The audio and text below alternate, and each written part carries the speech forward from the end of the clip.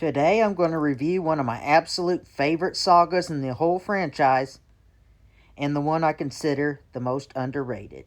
Let's get with it. Things I like. Number 1, Vegeta turns good. By far the most important aspect of this saga is the fact that Vegeta goes from being one of the show's all-time great villains to fiction's greatest anti-hero. Sure, in this case Vegeta didn't have a change of heart like Piccolo. He was still plenty evil, almost as evil as Frieza. And after all, Joseph Stalin was no less a monster for helping America fight Hitler, and he only teamed up because he didn't think he could take on the Ginyu Force by himself. But regardless, Vegeta, for the very first time, joins up with the heroes, and surprisingly, it was an alliance that would always stick, though he had a mild relapse later, which we'll get to much later. Number 2, Goku and Vegeta kicking ass. Goku and Vegeta are just flat out awesome in the saga.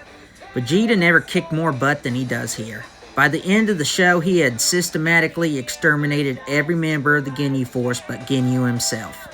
But he had a lot of help from Goku. After killing Goldo with a cheap shot, Recoome probably the strongest member besides Ginyu himself. And my favorite member of the Force, he's the ultimate idiot savant. Takes on Vegeta, Gohan, and Krillin by himself, and easily takes them all out, even breaking poor Gohan's neck and basically killing him. After he looks unbeatable, Goku shows up and promptly beats him with one move, paralyzing his stomach, and then basically leaving him broken. He then just as easily breaks Burter's back with the Kaioken, paralyzing him as well. And before that, he dodged Ki blasts so fast no one even saw him move, and it looked like the blast went right through him. But Vegeta kicks even more butt. After getting healed, the first thing Vegeta does is crush Burter's throat by stomping on him with both feet. He then blows up Recoome with the Kai blast. Neither one of them could even move, let alone defend themselves. And the huge smile on his face as he stomps Burter is chilling. He's worse than the Ginyu Force themselves. The look of sadistic glee on Vegeta's face as he happily stomps Burter's throat with both feet is priceless. Goku then promptly nags him for killing them when they were no longer a threat, and Vegeta rightly calls him weak for his mercy. Number 3, the Super Saiyan concept. This is the first time we hear of the legendary Super Saiyan myth, as Goku takes out the Ginyu Force so quick, after they had beat the crap out of the rest of them, Vegeta wrongly believes that Goku has become one. It would be a huge element in the next saga and for the rest of the series.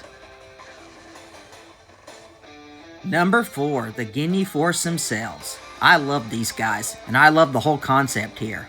It's an elite fighting force of Frieza's strongest men, except for Goldo, but he had a great technique that made up for it, who as far as anyone knows is the greatest fighters in the universe next to Frieza himself. But they're also a fun-loving bunch of likable, goofy guys who like to do weird poses like they're cheerleaders or something. And they have awesome gimmicks too, like freezing time and switching bodies. Outside of the killing, these are guys you would like to have a beer with.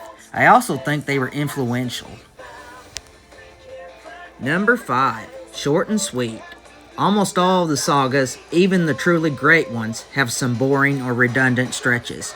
But not this one. There's not a single minute I would cut from this efficient machine. Number 6, Ginyu's defeat. All the other Ginyu Force members were killed but Ginyu, but his end was really clever. He ends up not just surviving the saga, but living throughout the whole show. However, he didn't get off scot-free, as he lived an existence that would make death preferable by comparison. And finally, Bulma loves Goku. Bulma loves Goku, there's no doubt about it. I have always believed that once Goku grew up, she always had a little bit of a crush on him. She talked about how handsome he was when she first met him in Dragon Ball as an adult for the first time. In this saga, she has a daydream about Goku, romantically thinking about him, at least in the Dragon Ball Z Kai version. She even wonders if she shouldn't have hooked up with him instead of Yamcha. I don't think Goku felt the same way about her, but frankly, I don't think he feels that way about his own wife. Nonetheless, they were the greatest couple that never was. Childhood friends. They knew each other before they knew anyone else, and they are more compatible, since Bulma has no problem when Vegeta disappears to go training and never nags him. I always wondered what could have been. If I was writing the show, that's exactly what would have happened, though I'm glad things turned out the way they did. Stay tuned after this brief commercial to see the things I don't like. Okay, here's the thing. Do you like horror movies, cute dog videos, music including rock, rap, and classical, baseball, Star Wars, or DBZ? Well, come here to the Hillbilly Review channel, the only place you can find all that crap under one channel. Like and subscribe. I'm not too proud to beg. And if you only like one of those topics, go to one of my detailed playlists to find the topic you want. Let's get with it. Things I don't like. Number 1, Burter and Chase are underused. These guys are cool. Burter is said to be the fastest dude in the universe until being proved wrong by Goku. And Chase is a funny dude with a neat Australian accent. Sadly, neither one of them does anything, as Burter is easily beaten by Goku, and Jeice runs away like a coward and then is easily killed by Vegeta. This great saga could have been even better if they had something to do. They deserved better. Number 2. Ginyu's fight was anticlimactic.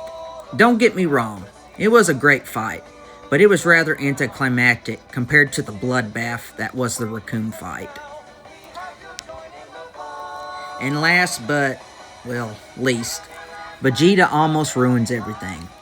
This is really stupid and petty, and you can see how I'm scraping the bottom of the barrel to come up with stuff. But I had to have 3 things, and I had to put something, so I'll go with this.